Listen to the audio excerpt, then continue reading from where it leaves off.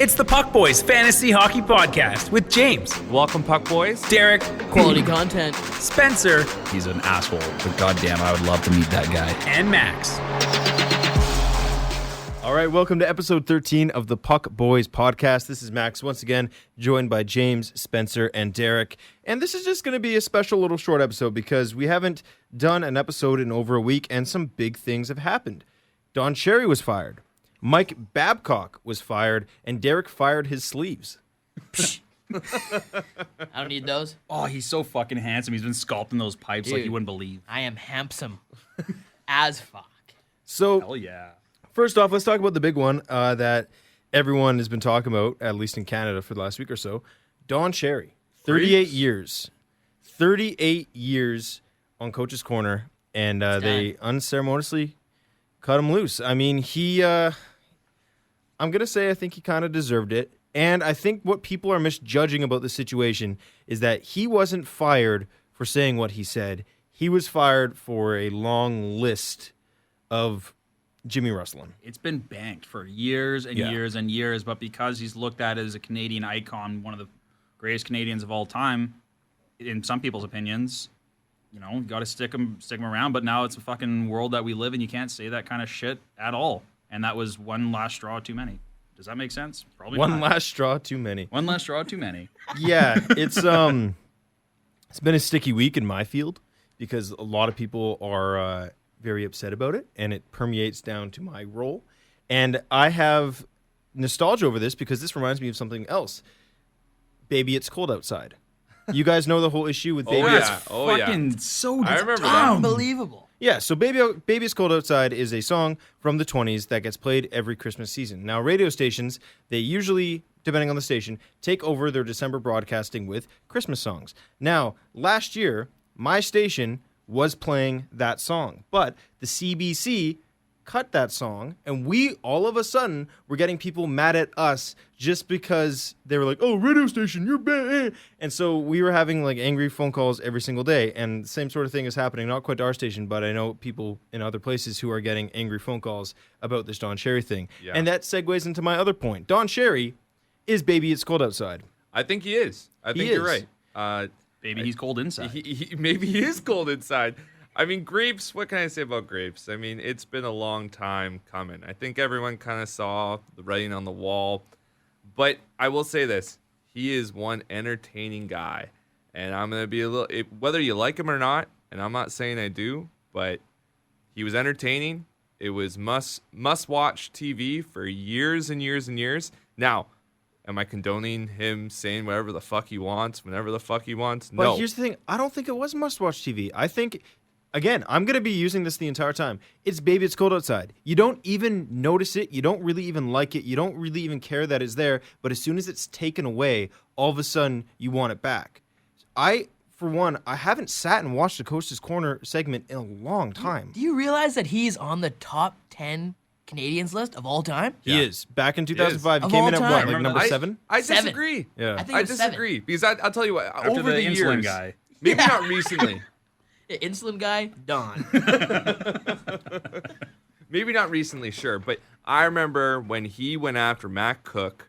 I think when he was playing in Pittsburgh about a hit, and he was talking about how he's the dirtiest player ever. That was And after then- he stomped Carlson's leg. I think that's it. Yeah, and then Oh, Matt yeah. Cook Yeah. said, That was a "Oh, disgusting say that play." to my face." And so Don Cherry went Yep. up to him and got in his face and told him the exact same thing. So come on, that was must watch. He was exciting. He was He's the a man. legend. Now, He's a of legend. course, the last couple years, I agree. He's 85 years old, and you know this reminds me of a situation with my grandma.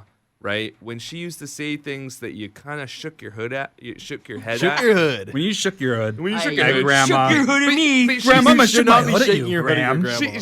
she Got said her. some Grandma. things, and No, I love my grandma. it wasn't correct. It wasn't right, but you still loved her because She gave you was $20 family. on Christmas. And I think the same Check thing for is 15 happening here bucks. for Don. I still think I still like Don. I mean, I'm not a fan of everything he says. I will say this though, I don't think he's a racist. I don't think he's a bad person. I just don't think he knows how to talk. I think he literally doesn't know how to talk. I wasn't ever like a huge Don Cherry fan. It's not like I really hated him. Maybe at some points in my life, I'm like, fuck this guy. Like, I can't handle him. But, like, I really, like, whenever Coach's Corner came on, it was not why I was watching fucking hockey. I would change the channel, and I'd probably just try to find a different game to watch. Until my brother introduced the Don Cherry drinking game, which is something I'll sorely miss. And it's basically, you know, like every time he slams his hands on the desk, whenever he interrupts Ron or says something fucking edgy. We would have been slamming beers so hard that night if we'd been watching it. Yeah. But you know what? It's just when it all fucking came down to it, I'm not surprised at all, just because, like you guys have been saying, like, it's been a long time coming. It just sucks the way that it happened. But he just said an entire rant that he sounded like a fucking asshole the whole way through. Yeah, but for him, that generation, that's how they grew up. That's it. Yeah, That's life for them. I get that, but like you gotta get with the fucking program now, Don. I mean, how about this? We'll end on the Don Cherry talk with this. Oh, no. one. I still have my rant dialed up. You have your rant? Yeah. Okay, well, I'm going to get this Cue it out of the up. way. This is how you do it, Don. Everybody should wear a poppy for Remembrance Day. Yeah, it's the There you go. people. And that's how he should have Yeah. said it. And that's how that's how I'm gonna leave this. Whether you might spark me though now here. Let's go. Can I go? Simple Go. fix. Can I go? for it, buddy. Tap me in. So, Baby, It's Cold Outside came out You love in that song. the 20s. No, I hate that song. You fucking adore that song. Here's the thing. Yeah, right. So, it came out in the 20s. Has a lot of nostalgia. That's how it It goes. reminds you of good times. It reminds you of a bygone era. When you listen to that song, it's like, oh, the 1920s.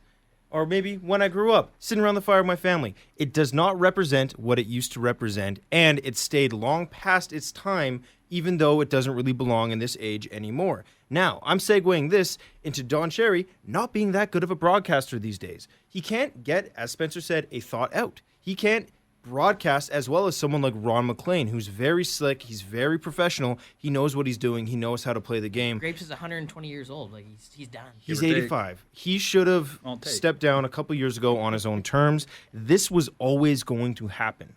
This was always going to happen where he overstayed his welcome. What is the quote from Batman?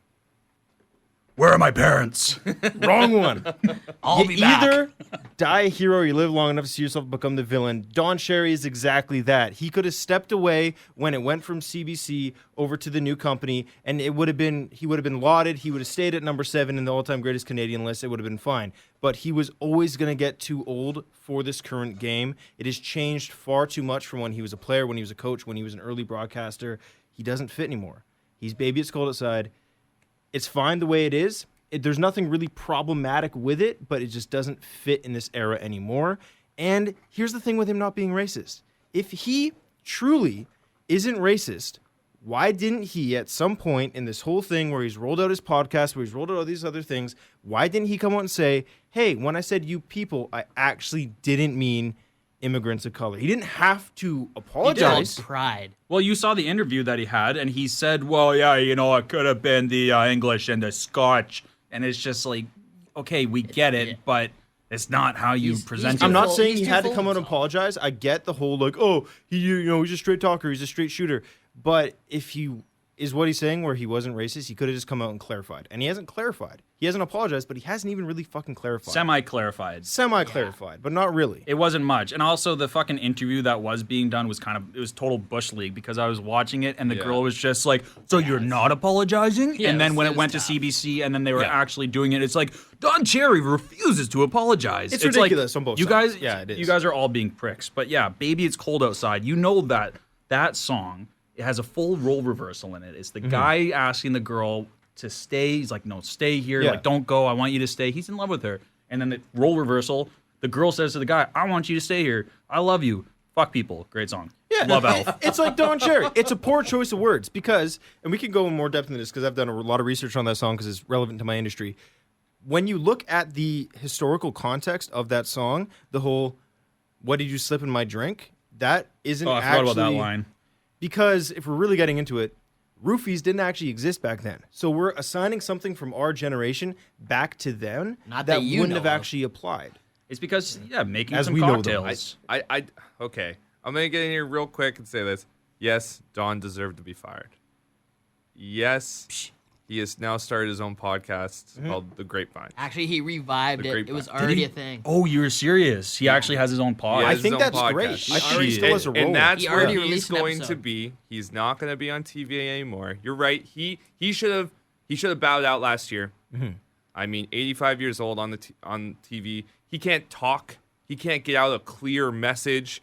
Yeah. I don't think he's a racist. That's me personally. Other people can have an opinion. I think he does a lot of work for the armed forces, and he felt really passionately about Remembrance Day and poppies, but he doesn't know how to say words. Yeah. He doesn't know He how can't to express talk. himself properly. He can't. And so was he referring to immigrants? Maybe. I don't want to get involved with that. I don't really care. You people that's what he said. Can't say You that people. shit. You can't say that. Yeah. But and you can't. I don't want to get into that. This is a fantasy hockey podcast. But do you know who can represent themselves well and always has? Mike Babcock. One quick little thing, just really, really quick on Don Cherry, because I do want to say it, is that Love your he segues.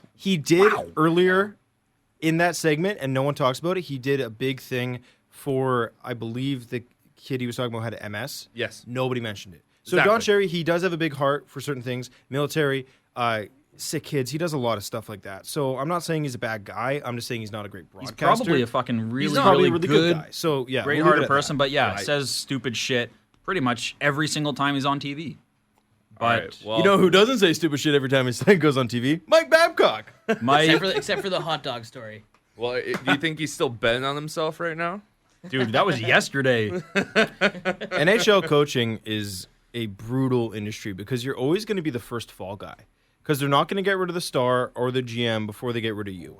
The GM protected himself in this situation by not firing him after the playoff loss last But year. he didn't even fire him. Isn't it supposed to be Shanahan, then Dubas, and then fucking Babcock? Shanahan fired him. Yeah. Yeah. With That- with Doobie holding his hand, standing behind him. That's weird, man. He Do it, didn't Papa. fire him. So does that mean he doesn't have the balls to fire him? I don't know. Like what's Shan- going I don't on? know how old is Dubas? He's young as shit. young. 34? Just fact checked it. He's 33. This is a weird one because Mike Babcock has a winning record in Toronto.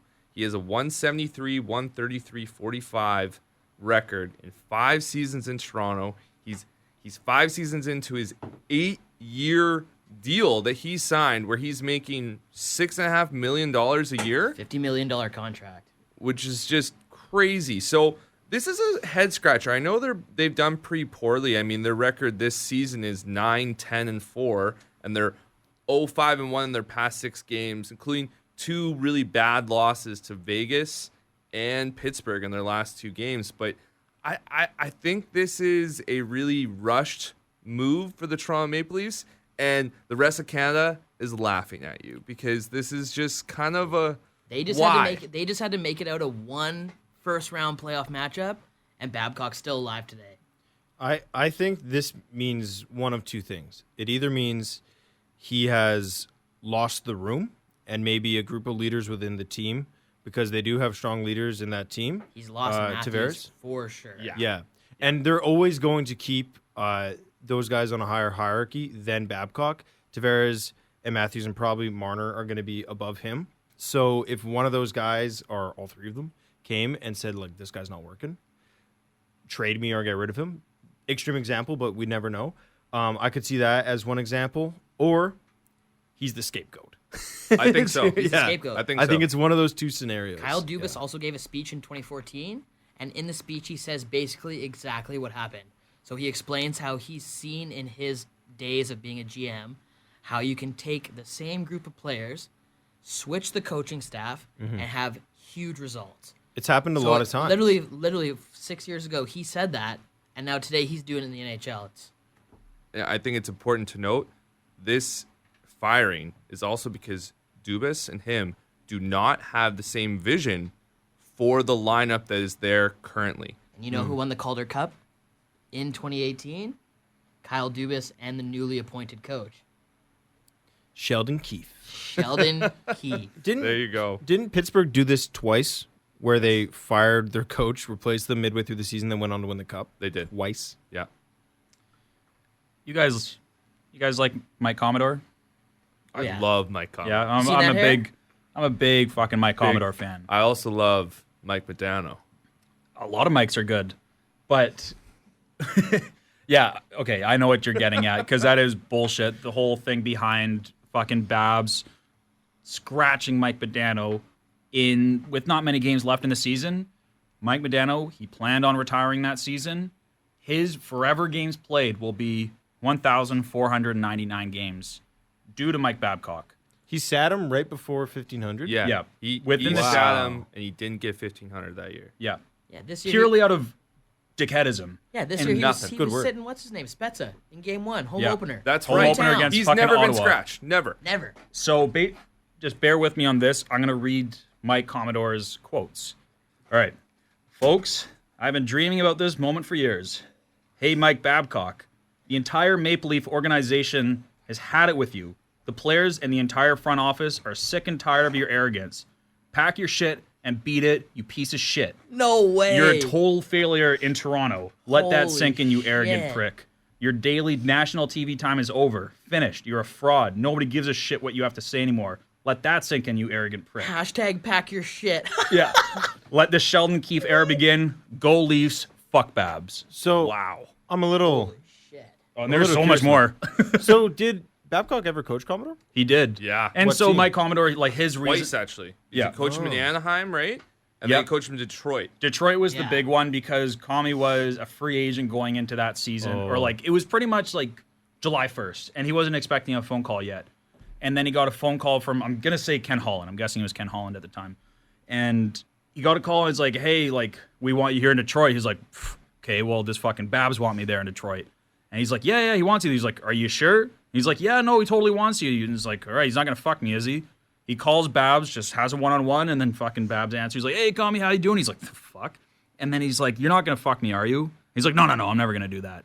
Basically, the season progresses. He's bag skating the shit out of him. He's doing drills with a defenseman and sitting him out, scratching him for however many games, and essentially fucking him. And there's a lot more to it. I can't fucking speak for everything that he said, but all in all, like, I personally am not I don't hate Mike Babcock. I have no personal fucking anguish towards him. Like, I don't know the guy. Clearly, my Commodore does. He's a Hall It's he's a Hall of Fame hilarious. coach. He is a Hall of Fame coach. He's coached us to a gold medal or two. One.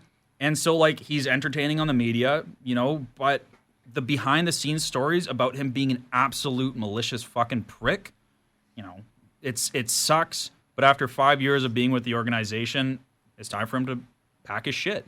Pack his Yeah. shit. He's the scapegoat. So what's the ramifications now for the? Let's get into the fantasy here.